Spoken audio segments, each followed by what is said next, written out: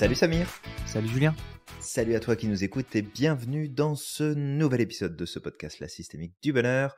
On t'accueille avec un tout nouveau sujet, l'espoir, les croyances et une échelle. Mais de quoi on parle aujourd'hui Samir? Aujourd'hui, justement, on va parler du lien entre la croyance et l'espoir, justement. Parce Ok. que l'espoir, ça peut être quelque chose d'hyper puissant et ça peut développer énormément de choses à l'intérieur de notre cerveau, des croyances aidantes, justement, pour Mhm. pouvoir avancer, aller au bout de nos projets, nos objectifs et de la personne qu'on souhaite devenir dans le futur. Tout à fait. Alors d'ailleurs, ce sujet finalement de l'espoir Samir me fait penser à cette histoire que j'écoutais quand j'étais petit, au format audio. J'aimais beaucoup écouter les histoires au format audio quand j'étais plus jeune. Et il y avait cette histoire autour de la boîte de Pandore. Alors c'était une histoire qui était bien sûr orientée pour les enfants, donc elle était romancée, puis elle était tournée différemment. Mais je me rappelle de cette histoire parce qu'elle m'a vraiment marqué. Quand on regarde un petit peu l'histoire de Pandore, Pandore se fait offrir une boîte, qui était en fait une jarre, par Zeus, le dieu grec. Et en fait, dans cette jarre se trouvaient tous les maux de l'humanité. Donc la maladie, la vieillesse, la souffrance, la guerre, la tromperie, la haine, la discorde, absolument tout. Et Pandore avait pour consigne de ne jamais ouvrir cette boîte, ne jamais voir ce que contenait finalement ce réceptacle. Et bien sûr, tout le monde connaît plus ou moins l'histoire que Pandore, elle a pas su se retenir, et en fait, elle a voulu voir ce qui se cachait dedans. Donc en fait, en ouvrant la boîte, eh bien, il y a tout ce mal qui est sorti, hein, donc la folie, la jalousie, la guerre, la peste, absolument tout est ressorti de cette boîte. Et en fait, dans l'histoire, on décrit finalement tout ce que ça amène, toute la souffrance que ça amène dans, dans l'univers, dans le monde, et il reste une chose qui sort finalement de la boîte de Pandore, et cette chose qui sort, c'est un papillon blanc.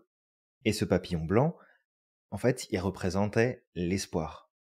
L'espoir qui était la clé face à tous ces maux, à tous ces problèmes, à toutes ces difficultés. L'espoir que finalement les choses peuvent être différentes. L'espoir que les choses peuvent s'arranger. L'espoir que les choses peuvent évoluer. L'espoir que d'autres éléments plus positifs vont pouvoir prendre de la place. Et cette histoire m'a beaucoup marqué parce que déjà la souffrance qui apparaissait dans les médias, au niveau de la télé, au niveau des journaux, même si on est enfant, on entend les parents discuter, on entend les gens autour, on entend ce qui se passe dans les médias. Et moi, je sais que ça m'affectait énormément. Et surtout, ça me blessait dans le sens où ça donnait comme l'impression de juste devoir subir ce qui se passait et qu'il n'y avait pas vraiment, en fait, de solution. Et cette histoire-là, elle m'a marqué parce que je me souviens quand j'ai entendu le papillon blanc qui représente l'espoir et que c'est l'espoir, en fait, qui va permettre de contrebalancer tout ça. En fait, j'ai eu un attachement particulier à cette notion d'espoir. Et du coup, c'est ça que ça me ramène aujourd'hui, du fait qu'on en parle, Samir, dans notre podcast. Ouais, super intéressant justement cette histoire. Pour une fois, c'est toi le père Castor, Julien. Donc Ouais, tu les racontes rôles mieux les histoires s'inversent. que moi quand même. Mais c'était pas mal. C'était deux têtes l'histoire, donc je, Mhm. je te lève mon chapeau, Julien. Et moi, ce que ça m'amène justement aussi, c'est que c'est intéressant, avant de commencer le podcast, de définir ce qu'est une croyance et ce qu'est l'espoir. Et du coup, Julien, c'est quoi une croyance? Alors, une croyance, c'est différentes choses. Elles peuvent s'installer à différents niveaux de profondeur. Et pour faire simple, une croyance, c'est avant tout un raccourci Mhm. de compréhension des choses du monde. C'est-à-dire que quand on manque d'informations, on va élaborer des croyances pour simplifier notre compréhension. Quand on va avoir des expériences de vie qui vont se produire, positives ou négatives, et qui vont nous impacter émotionnellement, qui vont nous marquer, on va conclure, alors soit uniquement avec cet événement ou cet événement plus d'autres qui se seraient produits avant, donc qui vont venir s'additionner, on va construire, fabriquer une croyance à nouveau qui vient expliquer le pourquoi du comment, du parce que des choses. Et une croyance, c'est vraiment un raccourci. C'est des généralisations la plupart du temps, et c'est des raccourcis qu'on prend pour naviguer avec plus de rapidité et plus de facilité, supposément, dans notre quotidien, quel que soit le domaine. Donc des croyances, on Mmh. en a tous et toutes, et on ne peut pas vivre sans croyances, sinon notre vie, nos processus mentaux seraient beaucoup trop lourds et beaucoup trop complexes pour qu'on puisse faire quoi que ce soit de nos journées. Donc on a besoin des croyances de toute façon pour avancer. Ouais, exactement, Julien. Et pour ce qui est de l'espoir, du coup, l'espoir, c'est une émotion complexe et positive qu'on ressent en fait quand on essaie d'anticiper un résultat qui va être favorable ou avec une issue positive dans le futur. Et en quelque sorte, l'espoir est lié à l'optimisme et à la Mmh. confiance en un avenir meilleur. Donc, déjà, rien qu'en définissant ça, et on disait que l'espoir va créer des croyances juste derrière, forcément, l'espoir va développer des croyances qui vont être positives et qui ne peuvent être qu'aidants. Et on en parlait déjà une fois, Julien, que nos Mmh. croyances peuvent être des prophéties autoréalisatrices. Tout à fait. Tout à fait, et en fait, dans cette idée de prophétie autoréalisatrice, c'est de bien comprendre que notre système de croyance, c'est pas un système qui est à côté. C'est pas un système qui est à part des choses. C'est-à-dire que quand notre système de croyance s'active et qu'il met des choses en place, c'est pas une option. Ça vient guider, ça vient diriger nos comportements, nos attitudes, ça vient diriger nos prises de décision. Et en fait, plus on a un système de croyance qui va être aidant, positif, alors qui peut aussi avoir un aspect négatif, mais qui nous protège, qui nous évite finalement d'aller vers des choses qui pourraient être risquées pour nous, eh bien, en fait, ça vient conduire, ça vient amener l'apparition de comportements, d'attitudes, de réactions qui vont aller dans le même sens. Donc, c'est pas nous et nos croyances à côté, c'est nos croyances qui font partie de nous et qui nous guident tout le temps, au quotidien. Et c'est certain que là, l'idée, c'est de parler de l'espoir et de l'importance que représente l'espoir. Mais c'est sûr que si tu n'entretiens aucun espoir, tu entretiens donc, à l'opposé, un système de croyance qui te fait croire et qui te fait penser que les choses seront toujours comme elles sont maintenant, peut-être même qu'elles seront encore pires par la suite. Mm. Et donc, tu as des croyances qui sont limitantes, parce que finalement, à quoi bon essayer de mettre quoi que ce soit en place si jamais tu crois profondément au fond de toi que de toute façon, ça sert à rien, puisque non seulement ça va continuer, mais en plus, ça va s'empirer. Exactement, Julien. Et moi, ça me rappelle une autre histoire, tiens. Et c'était l'histoire de deux entrepreneurs. Et il y a un commercial qu'on envoie en Afrique, Mhm. dans un village, pour voir un petit peu si justement il y a un marché pour les chaussures. Voilà. C'est une entreprise qui vend des chaussures. Donc, est-ce qu'il y a un marché ou pas? Et quand il arrive là-bas, il se rend compte qu'en fait, la majeure partie des gens ne portent pas de chaussures. Mhm. Ni chaussures, ni sandales. Et il rentre, du coup, dans son entreprise en disant, mais en fait, c'est mort, ça sert strictement à rien, il n'y a personne qui ne porte des chaussures dans ce village. Donc, ça sert strictement à rien, ils vont pas être intéressés. Un autre commercial qui va là-bas, qui est face à la même situation. Lui, il est hyper content. Il se dit, mais ça, c'est trop bien. Personne ne porte des chaussures. C'est qu'au final, il y a un marché.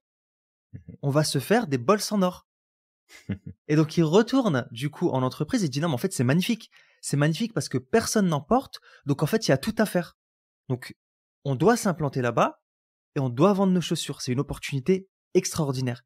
Et en fait, pour moi, là, cette histoire-là elle montre aussi cette image de l'espoir, justement, et des croyances que ça peut amener derrière. Quelqu'un qui ne Mhm. va pas avoir d'espoir vis-à-vis du futur, ou ne serait-ce que de, de confiance vis-à-vis du futur, qui va être positif, malheureusement, les actions qu'il va poser derrière, les décisions qu'il va prendre, malheureusement, vont être limitantes et ne vont Ouais. pas l'aider à aller vers son objectif. Au contraire, ça va le priver d'avoir des résultats positifs. Par contre, ce deuxième individu qui est parti et qui s'est dit, il a vu la même chose, il s'est dit, en fait, personne ne porte de chaussures parce que justement, il y a un marché. Et lui, au contraire, va pouvoir comme déployer toute l'énergie pour pouvoir aller vers son objectif et aussi, du coup, créer un résultat positif. Et c'est ça, en fait, qu'il faut comprendre au travers de l'espoir. L'espoir, c'est un moteur. Il y a beaucoup de gens aujourd'hui qui n'ont pas d'espoir, qui disent, moi, en fait, j'ai pas du tout d'espoir vis-à-vis du futur. Je suis très, très pessimiste. Et malheureusement, ce pessimisme, il faut savoir que il va t'amener à voir des choses qui vont venir confirmer ce pessimisme. Je ne sais plus qui disait ça, Julien, mais il y a cette fameuse citation qui nous vient d'un entrepreneur américain qui disait que vous croyez que vous pouvez le réaliser ou pas, dans les deux cas, vous avez raison. Et c'est en ça que ça va être important de développer l'espoir. Ouais, tout à fait. Et en fait, quand tu amènes ça, c'est de voir aussi que l'espoir, ça ouvre des portes à la réflexion, à Ouais, observer les choses sous un angle différent et pas juste espérer que quelque chose se produise. exactement. Euh, L'espoir est un sentiment qui doit être accompagné d'action, qui doit être Totalement. accompagné d'un engagement, de vraiment mettre des choses en œuvre, d'entreprendre au sens propre du terme, c'est-à-dire prendre entre les mains pour en faire quelque chose. Parce que l'espoir seul, juste d'espérer, en fait, quand tu espères quelque chose mais que tu ne fais rien, tu n'espères pas, tu fais un souhait, tu fais un Ouais, vœu. T'as un désir et t'attends que ce désir il soit validé. Mais quand tu as vraiment l'espoir qui t'accompagne et que tu accompagnes toi-même l'espoir dans un passage à l'action, bah là, en fait, tu as beaucoup plus de chances qu'il se produise quelque chose. Et l'avantage, c'est que quand tu as l'espoir de voir se produire un résultat et que tu t'engages dans cette direction, bah, ça veut pas dire que ça va fonctionner, que tu vas avoir des résultats particulièrement, mais parce que tu vas le faire, tu vas avoir du feedback, tu vas avoir du retour. Et si on s'en tient à ce qu'on enseigne, que ce soit en sophro ou en PNL et d'ailleurs aussi en hypnose, ça s'applique, qu'il n'y a pas d'échec et uniquement du feedback, des retours, eh bien, tu te rends compte, en fait, que en appliquant l'espoir, tu peux apprendre beaucoup plus, tu peux progresser beaucoup plus, tu peux aller chercher beaucoup plus de choses. Parce que, encore une fois, si jamais dans ta tête c'est de toute façon c'est foutu, ça sert à rien, bon bah tu te désengages complètement, tu prends ta posture de victime, et c'est terminé. On passe à autre chose, on n'en parle plus. Maintenant, si tu t'organises autour de la notion d'espoir, qui est une notion d'ailleurs qu'on travaille beaucoup en sophro, je vais peut-être revenir là-dessus après, mais cette notion d'espoir, elle est super importante. Parce que si t'as pas un minimum de visibilité sur l'avenir, sur ce qui pourrait être, même si t'as aucune certitude sur ce qui va être ou sur ce qui va pas être, tu sais, regarde, il faut juste remonter une vingtaine d'années en arrière, la vision qu'on avait des années 2000, même, alors là on est en 2023, donc on va même remonter encore plus loin que ça, on va aller à 40 ou 50 ans en arrière, la vision des années 2000 qu'on pouvait avoir, bah, c'était des voitures volantes, c'était, des robots dans les rues, c'était, tout un tas de choses. Bon, bah, objectivement, c'est pas vraiment ce qu'on a aujourd'hui. On aura peut-être des voitures volantes dans quelques années, on n'en sait rien. On aura probablement des robots qui vont se balader dans la rue à un moment donné, c'est fort probable. Mais on sait jamais ce qui va se passer à l'avance. Tu peux pas. Tu peux simplement définir une trajectoire, une destination, et à partir de là, bah, tu aviseras de ce qui va se passer. Mais quand t'as pas d'espoir, t'as pas de destination. T'as rien du tout. La seule chose que tu peux faire, c'est poser ton cul là où tu es et attendre que le monde tourne autour de toi, sans même espérer qu'il se passe quoi que ce soit de mieux, parce que de toute façon, l'espoir est terminé. L'espoir, c'est fini. Il y a plus d'autres possibilités. Et c'est vraiment un levier qui est super important en fait pour progresser, quelle que soit la situation dans laquelle tu te trouves. Tu peux très bien avoir une vie parfaite et que tu as tout ce que tu veux, mais si tu n'entretiens pas de l'espoir pour le futur, il y a de grandes chances que ça fasse marche arrière. Et si jamais bah, tu as une vie qui ressemble pas du tout à ce que tu souhaiterais et qu'en ce moment tu galères, bah, tu as intérêt à inviter l'espoir dans ton salon parce que sinon, ça va être compliqué pour la suite. Exactement, Julien. Ce que je retiens et je recite justement par rapport à ce que tu as dit, c'est justement le passage à l'action. On n'a rien sans passage à l'action. Et c'est comme parfois j'entends parler des gens qui disent bah, le destin, le destin, le destin. Ils pensent que le destin, c'est quelque chose de qui vient, qui se déclenche tout seul sans rien faire en fait. Alors que tu peux pas espérer avoir le boulot de tes rêves en restant assis sur le canapé. Si tu dis ça à quelqu'un, ça a aucun sens. Ce destin, il va falloir aller le chercher. Et ça va impliquer un mouvement. Et aussi, autre chose, en plus du passage à l'action, ce que je voulais amener, c'est que l'espoir est aussi en lien avec la résilience. Avoir de l'espoir, permet de développer sa résilience. Parce qu'encore une fois, comme on l'a dit, l'espoir va développer des croyances. Ces croyances vont développer toute une espèce de mécanique dans le cerveau, une façon de penser, une façon de percevoir le monde, notre manière de voir le monde également. On avait déjà parlé du SRA, le SRA qui est cette petite partie du cerveau justement qui permet de filtrer l'information. Et ben, si tu as des croyances positives, ben, le SRA, qu'est-ce qu'il va faire? Il va aller chercher que les informations qui viennent confirmer ces croyances positives pour t'amener à aller vers ton objectif. Par contre, si tu as des croyances anxieuses ou limitantes, bah ton SRA, en fait, il va agir comme un filtre, d'accord? Et il ne va filtrer que les informations qui sont en cohérence avec ces croyances.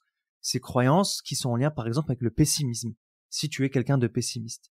Donc, c'est aussi ça qui va être important de comprendre, c'est que développer de l'espoir, passer à l'action également pour venir soutenir tout ça, parce que forcément, il faut venir apporter des briques pour soutenir toute cette structure, ben, ça va te permettre également par la suite de développer ta résilience.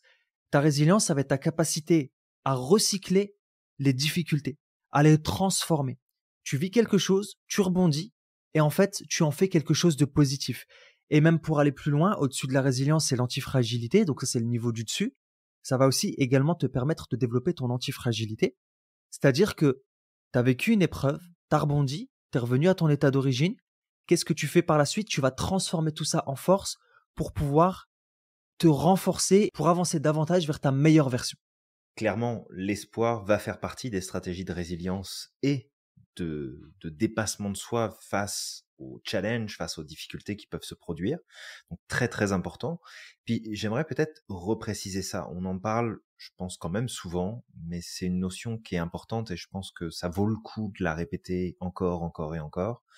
C'est le fait de toujours bien se rappeler qu'on n'est pas perdu parce qu'on ne sait pas où on est, mais on est perdu parce qu'on ne sait pas où on va. Encore une fois, mais c'est... Et encore Tu une le fois, répètes je tout sais, le je suis temps, chiant, Julien. je Non, mais radote, attends. mais c'est un truc de dingue, on dirait un disque rayé. Je te jure, hein, je vais finir dans une pochette, un de ces quatre, on va me poser sur une étagère et puis on va plus en parler.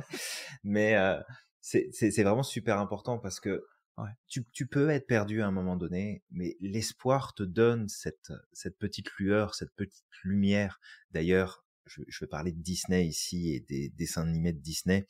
Je parle des anciens, d'accord?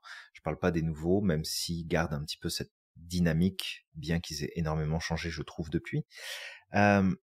L'espoir était souvent représenté par cette lumière dans la nuit sombre, dans la nuit noire, cette petite étoile qui brille et qui te permet de te diriger, de savoir où est-ce qu'il faut que tu t'en ailles, où est-ce qu'il faut que tu ailles.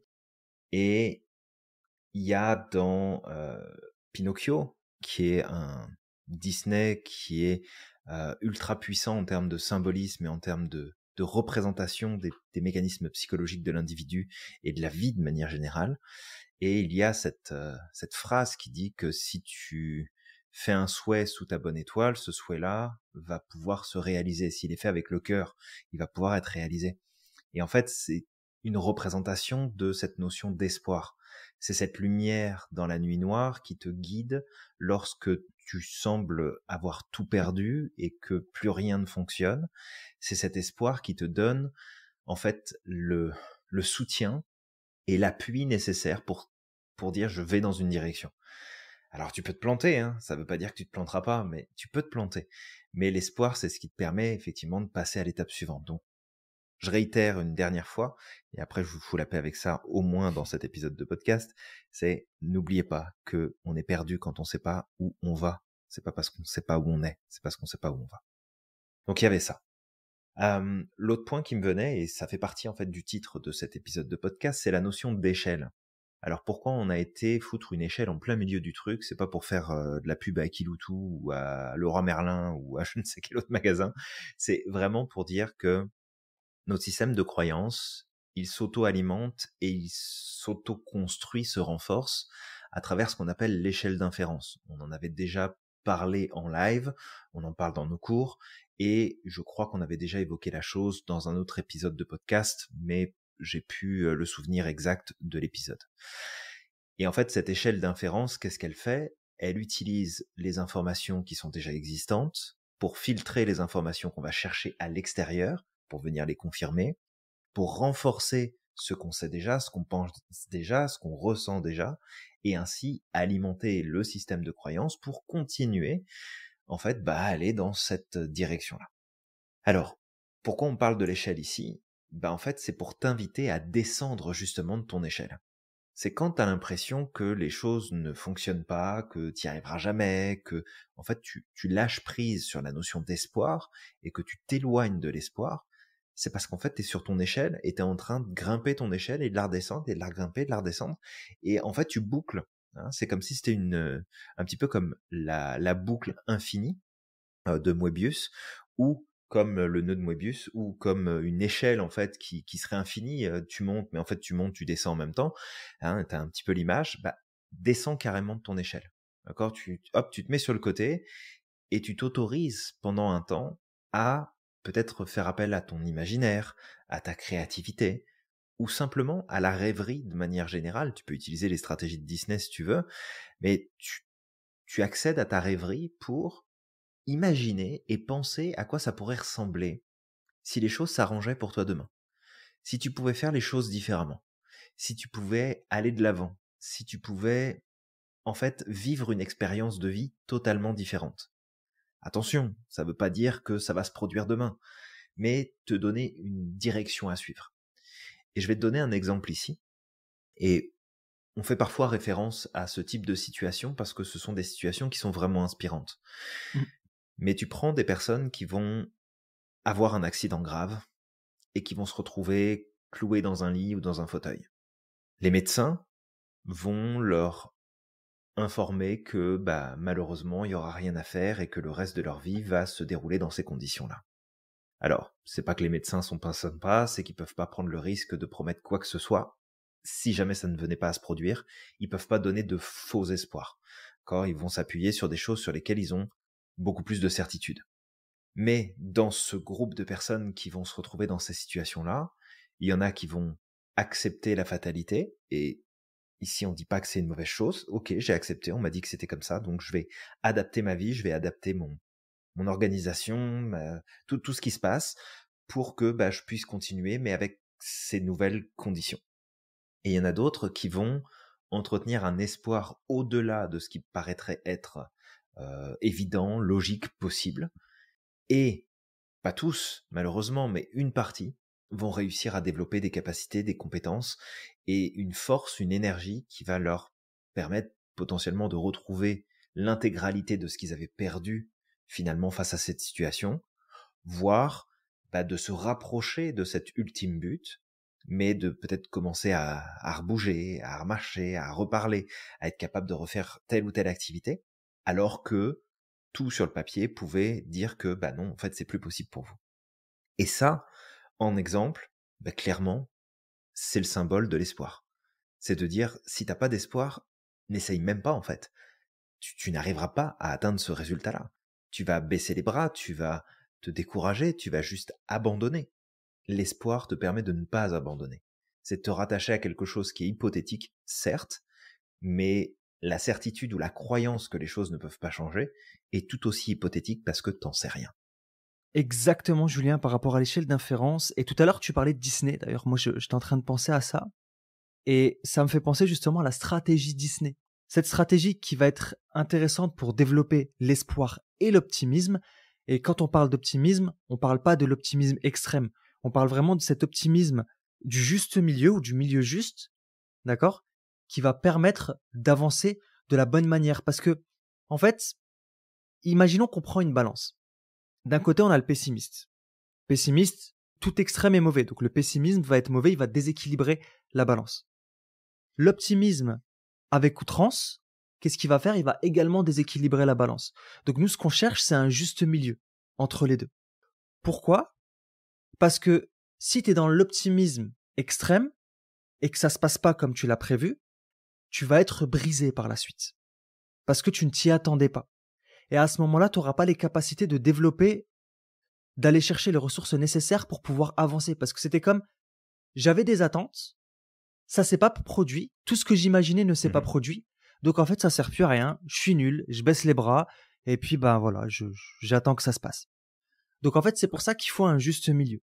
Il faut ce juste milieu entre optimisme, je sais que ça va se passer, je vais donner tout ce qu'il faut pour pouvoir y aller, mais par contre, sur le chemin, je dois être conscient qu'il peut y avoir des problèmes. Il pourrait y avoir des murs à défoncer. Il pourrait y avoir des freins. Donc, j'imagine également les freins, je m'imagine en train de les dépasser, et ce qui va se passer, c'est que ça va développer une capacité d'adaptation. On va pouvoir s'adapter en temps réel pour pouvoir recadrer et poser de nouvelles actions. Mhm. Donc en fait, comment elle marche, cette stratégie? Donc en fait, cette stratégie, c'est que dans un premier temps, on va se mettre dans la place du rêveur. Donc on va laisser place à sa créativité et on va se concentrer sur toutes les choses positives qui pourraient se passer dans le futur. Et si tout était possible, comment ça pourrait se passer? Et là, on imagine vraiment toutes les choses positives. D'accord? Une fois qu'on a passé cette étape du rêveur, on va se mettre dans la peau du réaliste. Et à ce moment-là, on va partir du principe que le rêve est possible, d'accord? Mais en fait, on va se demander comment est-ce qu'on peut appliquer cette idée. C'est quoi notre plan d'action? Donc, on va imaginer ce plan d'action. On va imaginer les différentes étapes qui vont arriver pour arriver à ce rêve ou arriver à cet objectif final. Et on va se demander aussi de quelles ressources nous avons besoin pour pouvoir arriver au bout de cette image optimiste, de ce rêve. Dans la peau du réaliste, on va se poser les bonnes questions pour pouvoir établir un plan d'action. Une fois qu'on a fait ça, on va se mettre dans la peau du critique. D'accord? Et là, en fait, on va imaginer tout ce qui pourrait mal tourner. Et on les note. On prend une feuille et on note tout ça. Qu'est-ce qui pourrait se passer sur le chemin? Qu'est-ce qui pourrait mal tourner? Qu'est-ce qui pourrait me manquer en termes de ressources, par exemple? Quelles sont les faiblesses potentielles que je vais devoir dépasser pour arriver à cet objectif? Et une fois qu'on a fait, on s'est mis dans la peau de ces trois personnages, on va pouvoir visualiser tout ça. On visualise le rêve, d'accord, en se mettant dans la peau du rêveur. On va par la suite se mettre dans la peau du réaliste en visualisant justement ce plan d'action qu'on a mis en place, ces ressources dont nous avons besoin, comment on va les utiliser avec un maximum de détails. D'accord? On va s'imaginer en train de dépasser les paliers aussi qu'on a définis sur ce plan d'action. Et on va imaginer également les obstacles qui pourraient se présenter à nous. Sauf que ces obstacles, on va s'imaginer en train de les dépasser. D'accord? On a des obstacles, bah en fait, je vais chercher des ressources, je m'entoure, je pose des actions pour pouvoir les dépasser. Et en fait, une fois qu'on fait ça, bah ce qui se passe, c'est qu'on va avoir un plan, on va définir comme une espèce d'optimisme réaliste, d'espoir réaliste en fait, vis-à-vis du futur. J'espère que j'ai été clair, c'est vrai que je suis parti un peu dans tous les sens, mais j'essaie de donner un maximum de détails également. C'est juste que pour développer cet optimisme, il faut être capable de se mettre dans la peau de ces trois personnages. Le rêveur, l'optimisme total, c'est magnifique, tout va bien se passer, il y aura pas de hic sur mon chemin. Le réaliste qui va poser les bonnes questions pour pouvoir amener les bonnes réponses. On le dit souvent, Julien, si on a de mauvais résultats, c'est aussi qu'on pose les mauvaises questions. Donc, si tu poses des bonnes questions, tu vas avoir de bonnes solutions par la suite. Et se mettre à la place du critique pour pouvoir anticiper un maximum les freins qui pourraient se présenter à nous. Ouais, complètement. Et cet espoir, tu vois, quand tu l'amènes comme ça, Samir, c'est aussi cette question de pas être dans un espoir aveugle, de juste se dire oh ça va marcher, ça va être super, je vais y arriver, ça va s'arranger, etc. C'est de garder quand même les pieds sur terre, garder un minimum de cadre en termes de projection et de pensée, parce que le but c'est pas préparer la deuxième claque qu'on va prendre un peu plus loin parce qu'on a mis trop d'attentes et qu'on a dépassé la notion d'espoir et qu'on est tombé dans une version complètement farfelue qui n'avait aucune chance de se produire. Hein, comme par exemple, tu sais que tu as fait une grosse boulette à ton travail, t'espères que ton patron s'est fait enlever par les petits hommes verts pendant la nuit et qu'en fait personne ne saura jamais la connerie que tu as fait et que tu seras tranquille. Bon bah là t'es à peu près sûr de voir tes espoirs tomber à l'eau et de prendre une grosse claque. Donc l'idée c'est pas de tomber dans la fantaisie, de te perdre dans les rêves, hein. C'est pour ça que c'est bien que tu précises justement ces 3 postures qui sont nécessaires dans la stratégie de Disney pour être aussi l'aspect négatif et l'aspect plus terre à terre. Maintenant que j'ai tout ça, le positif, le négatif, qu'est-ce que je décide, qu'est-ce que j'en fais? Donc ça va quand même être super important.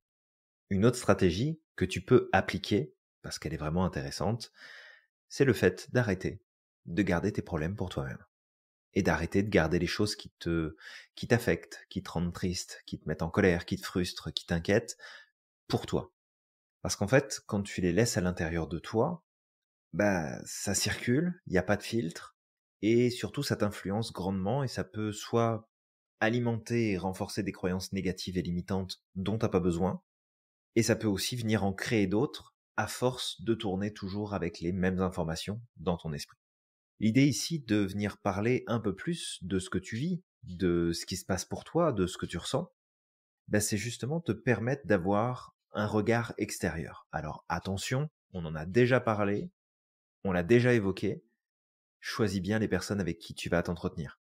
Si jamais tu parles de tes problèmes à une personne qui ne voit que le négatif, qui ne voit que les problèmes et qui n'a pas la moindre capacité à connecter avec du positif, de l'espoir ou autre, laisse tomber, parle à quelqu'un d'autre. Mais si tu es entouré, et on te le souhaite, de personnes qui sont en mesure, quand ça les concerne pas, parce que quand ça nous concerne, des fois c'est plus difficile, mais quand ça les concerne pas directement, qui sont capables de prendre ce recul, de voir les choses plus positivement, de trouver en fait un cadre plus positif pour te permettre aussi d'avoir un peu plus d'espoir, plutôt que de t'en remettre simplement à tes certitudes intérieures, à tes raccourcis, à tes croyances, qui te paraissent tellement vraies que t'as même pas envie de les remettre en question.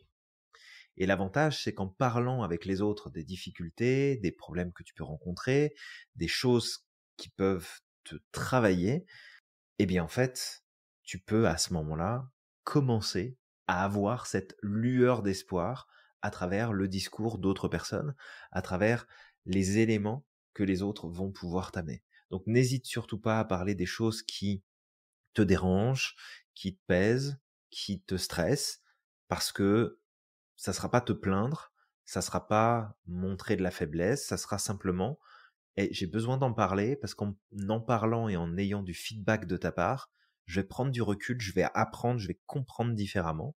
Et c'est là aussi, en fait, tout l'intérêt d'avoir une personne de confiance et parfois un ou une professionnelle à qui tout simplement communiquer ces éléments-là sans forcément attendre de réponse ou de solution, mais juste pouvoir communiquer pour commencer à débroussailler, à enlever du brouillard, à y voir plus clair et commencer à travers les nuages qui se dissipent à retrouver cette fameuse lumière, cette fameuse étoile polaire qui va te guider vers la suite, vers ce qui porte l'espoir pour la suite. Totalement, Julien. Totalement. Je suis à 100% d'accord avec toi. Et exactement, Julien, là, ce que tu viens de dire, on l'a déjà dit, mais on est la moyenne des 5 personnes qu'on côtoie le plus souvent. Donc, forcément, si t'es avec des personnes qui ruminent constamment, qui sont négatives, qui broient du noir, ça ne va pas du tout t'aider. Voilà, ça va juste te déprimer, en fait. Donc, encore une fois, on ne demande pas de couper les ponts avec ces personnes-là, d'accord? Parce que c'est peut-être des personnes qui sont importantes pour toi. Mais de peut-être passer plus de temps avec des personnes qui vont être positives et qui vont avoir cette qualité, en tout cas, d'espoir ou des qualités qui peuvent t'aider à avancer. Ça va être hyper important. Et il y a cette phrase aussi qui dit « Dis-moi qui tu fréquentes et je te dirai qui tu es ».